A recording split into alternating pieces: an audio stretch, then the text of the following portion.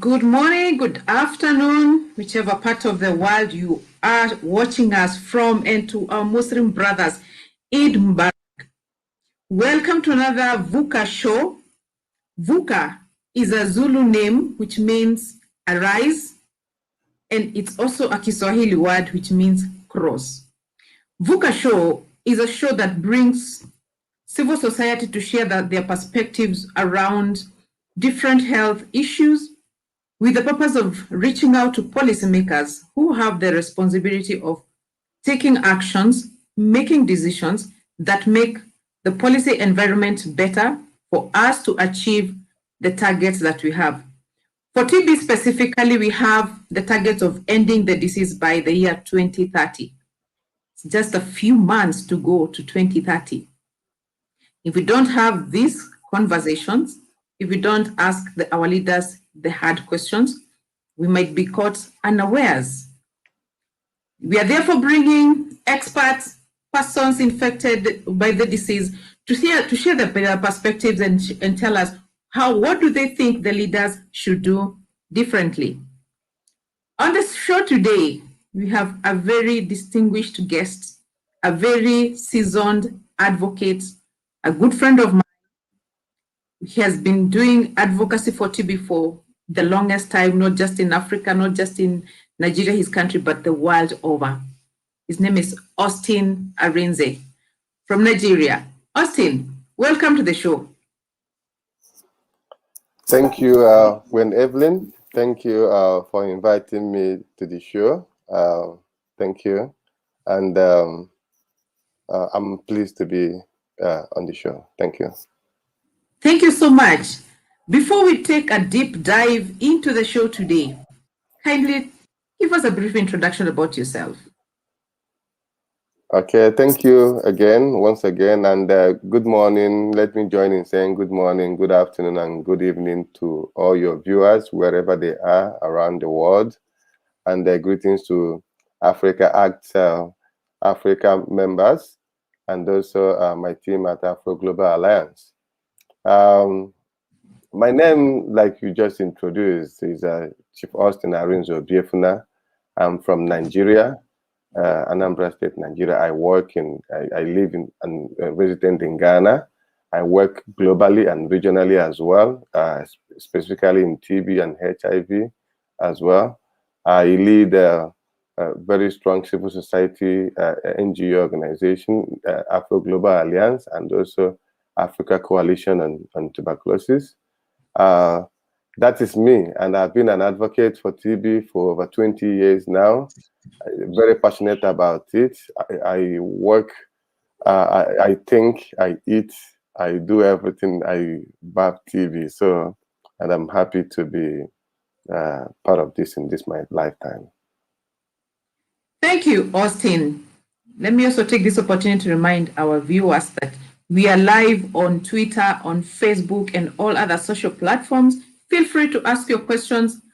Austin is here to make sure that he responds to all of them. Austin, you have been in TB for quite a long time, but in the year 2020, something unprecedented happened. COVID happened. How has COVID impacted on TB response? Thank you, Evelyn. I think I'm one of those people who does not just only focus on the negativity of, when negative about things. I also focus on the positive part as well.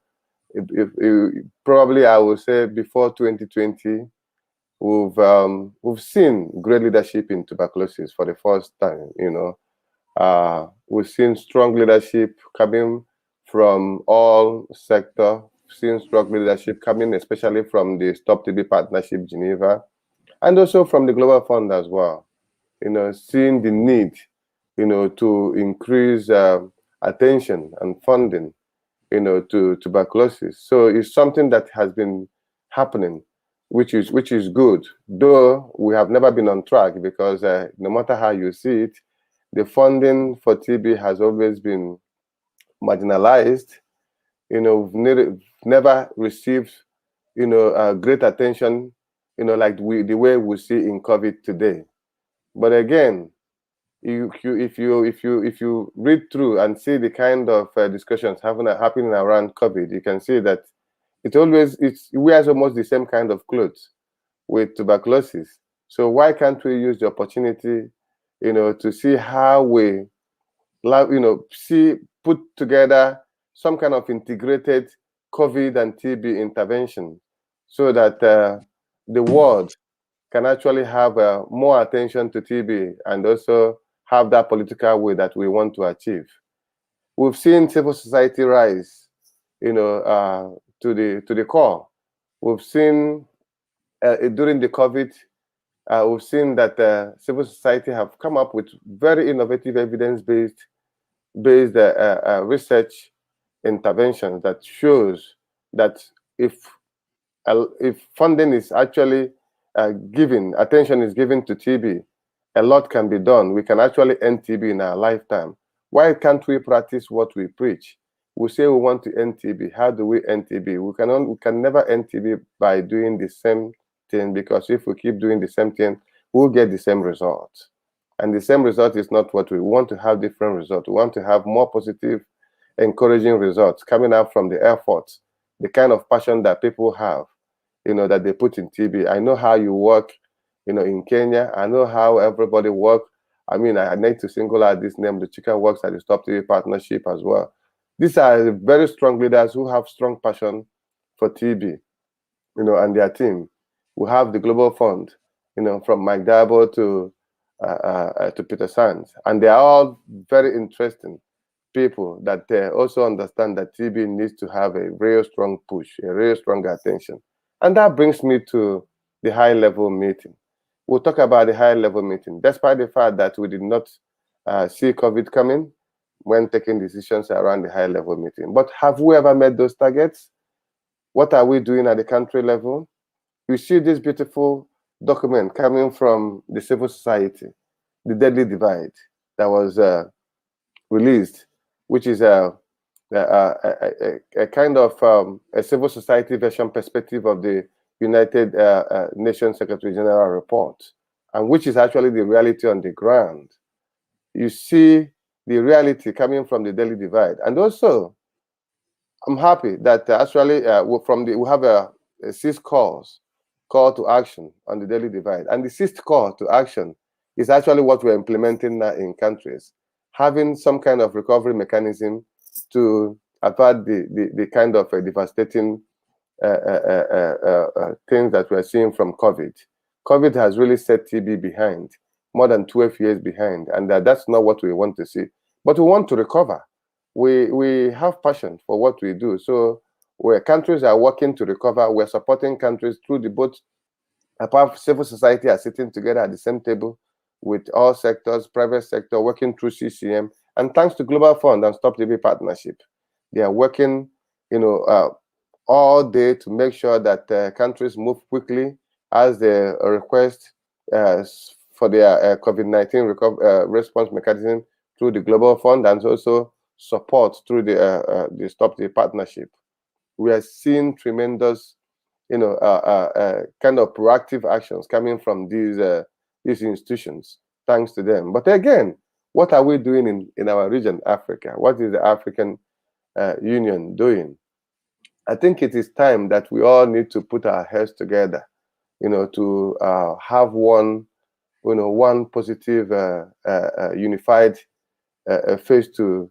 We should have an African agenda to TB, so where we can actually have something even stronger than the Global Fund, so that because countries are still not meeting up their domestic counterpart funding for the Global Fund, and this is affecting a lot of funding for some of these countries. Is something that I felt that countries should work more seriously to be able to increase their domestic financing, and that will also reflect in the counterpart funding of the Global Fund. But for me, I think it's something that is great. I love this show because it's part of is a way to be able to send the messages out there, because we really need these messages to be out there. We've seen that after the World TB Day, nothing happens. But I'm happy that we're beginning to see a lot of advocacy effort coming from both Waki Health, the Run4TB, coming from the Afro Global Alliance, the SCORE TB. I mean, these are things that we need to strongly develop and also sustain it. What kills some of civil society interventions are that we do not get the kind of funding to match some of those innovative efforts. But we are beginning to see evidence-based from the Daily Divide, evidence-based from the TB and COVID research, evidence-based, and I'm sure that things are going to come out from Africa as well, evidence-based to show, how positive that civil society are supporting this intervention. So I can tell you that, yes, COVID has really devastated TB. It has taken away human resource from TB. It has taken away funding from TB. It has taken away attention. We don't even have that kind of attention. We've never had such kind of attention we had in COVID. We have in COVID now, like we ever had in TB. And TB, the TB death has been something that it's been you cannot equate it with COVID death in Africa. So not to talk about globally. So I think we really need to see how we can be able to leverage the opportunity, and also make sure that we use the platforms that have been developed for TB, because TB over time has developed really beautiful civil society platforms that we use to share information and also support each other, both community-based at country level and also at the regional level. So I think that's one thing that I think COVID should be able to do, than trying to build a different system from the scratch again. Thank you. Okay. Thank you, Austin. If we continue doing things the same way, we will expect the same results. Not my words, but yours, Austin. I remember recently you launched what you're calling the 33% campaign. Do you want to tell us about it briefly? Yes, of course. The 33% campaign is something you will be seeing soon, because a lot of discussions have been happening in the background, because it came as a hit to some donors that yes, this is reality, but how do we really change the paradigm, to make a paradigm shift? I know that a lot of discussions have been happening with our counterpart disease partners, the TB and the HIV and the malaria people as well. So we said, okay, yes, we know there's a problem. The TB is underfunded. How do we then tackle that? Make that statement to be clear to donors, so that we can be able to see the kind of attention that TB really needed. And so we'll be seeing TB33 campaign petition letter. There's a website already, tb33.org. The campaign is going to be shared out soon. We have had a lot of input from all sectors.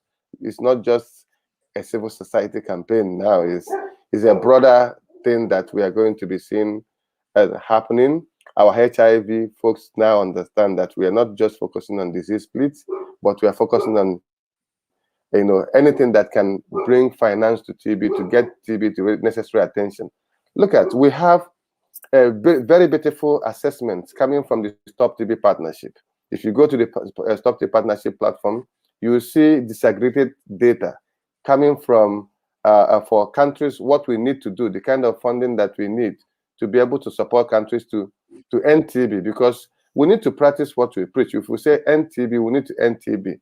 We are not talking about doing things the same way that, like what you just reiterated, but we want to do things more positive, things differently, so that we can be able to yield different results, and we cannot just be counting numbers, because these are human beings. We have to be, very adhesive to qualitative way of treatment services as well, not just counting numbers of people who are cured and people who are not cured.